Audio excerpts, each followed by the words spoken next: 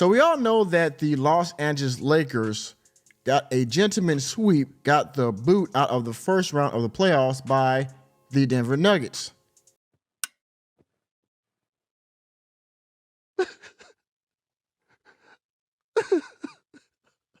And many individuals predicted, not only on the major sports networks, but also social media, YouTube, and all the like.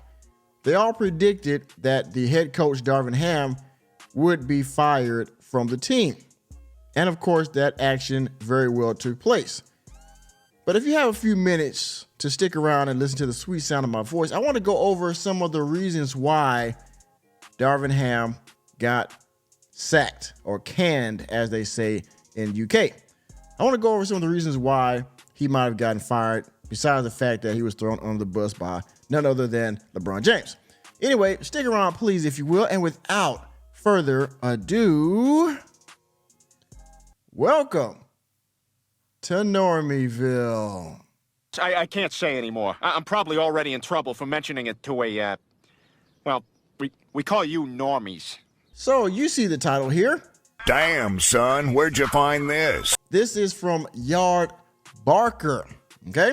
And it says Darvin Ham wanted to restrict LeBron James' minutes. This might be a reason why he got the boot. Yeah, bitch. Yeah, bitch. We all know that we cannot restrict LeBron James' minutes. LeBron James essentially does what he wants. The coach is essentially a figurehead. I'm going to do a video later on about the head coaching history of the man that is LeBron James, who has coached him, and all of their fates, right? In any case, let's get into this article and dig into some of the details of how Darvin Ham was trying to coach and save LeBron from himself during the season. Let's read. You about to lose your job.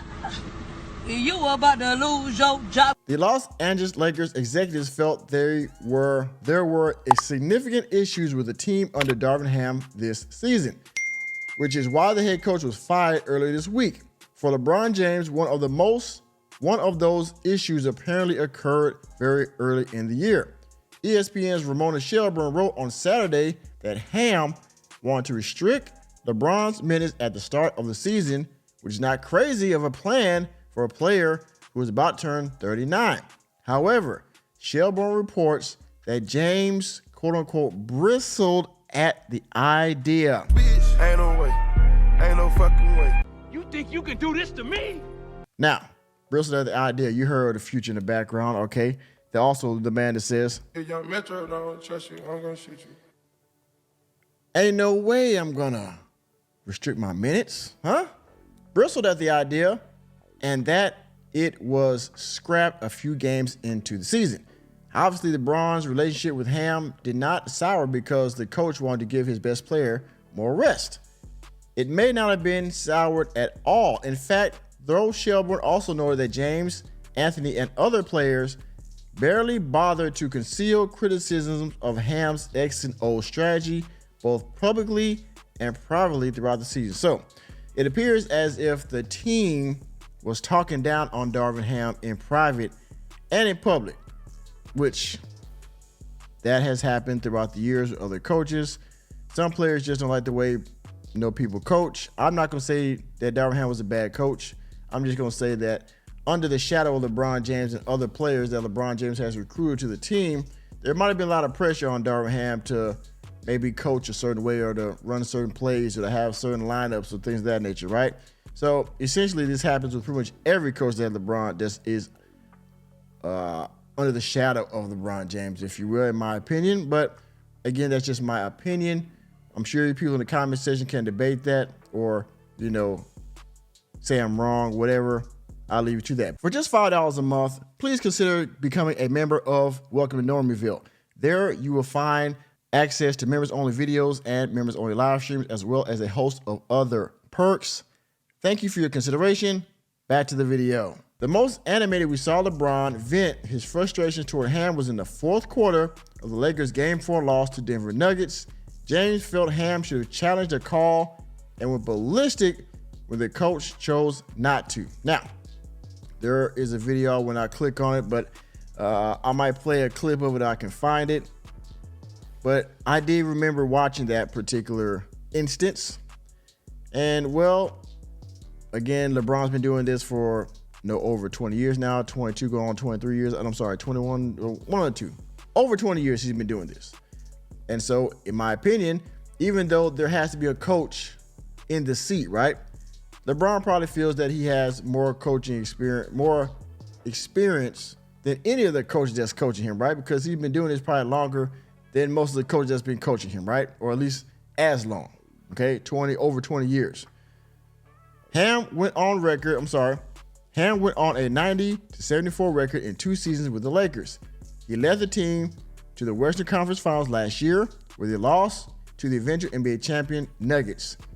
They were then swept by Denver in the opening round this year. Considering the roster shortcomings in LA, the results on the Ham were not at all that bad. In my opinion, I agree. Had LeBron and others fought for him to stay, Ham almost certainly would have kept his job. I believe that as well. Now let's go to another article here, because there are some other facts in another article. This article right here was of the 5th. This article right here is of the 7th, I believe. And it says LeBron James bristled at Darvin Ham's minutes restriction at the start of the 2023-24 season. This was on the 7th, yesterday. And it's going to reiterate some things that the previous article already stated. But I want to read this right here. It says major changes have already taken place as former head coach Darvin Ham and his entire coaching staff, including Phil Handy. Wait a minute. Hold up. Yeah, bitch. Yeah, bitch. Were let go just a few days after Los Angeles playoff exit. The writing was on the wall for Ham, who seemed to lose the locker room after several unpopular lineup choices and frustrations within game management and scheming. Now, again, lineup now. We're talking about X and O's, lineup, things of that nature. Darvin Ham is not perfect like most coaches. But a lot of people probably listen to LeBron more than they would listen to Darvin Ham. And of course, that will cause some dissension in the ranks when it comes to the coach, right? James also took exception with Ham's proposed minutes restriction at the start of the regular season, which was quickly scrapped per Ramona Shelburne of ESPN. You read that earlier, okay? And lastly, I want to go to the Bleacher Report. We all know Bristle, yes. That's already been stated. But I want to scroll down here to this particular part right here. It wasn't a secret that LeBron James and some other Lakers players didn't always see eye to eye with Ham this season. There were rumblings about Ham's job status during the regular season after the Athletics, Shams, I don't know that name, not going to butcher it, or Jovan Brewer reported on January 4th that there was a quote-unquote deepening disconnect within the locker room. Now, so it seems as if people did not care for Darvin Ham this season, or the latter part of the season. And I would argue this probably, if you go back far enough, probably the whole time his 2-year tenure being there, this has been the case. Most people listen to LeBron before they listen to the coach. And as always, which I would get into in another article, like I said, LeBron's been through 9 coaches in his career.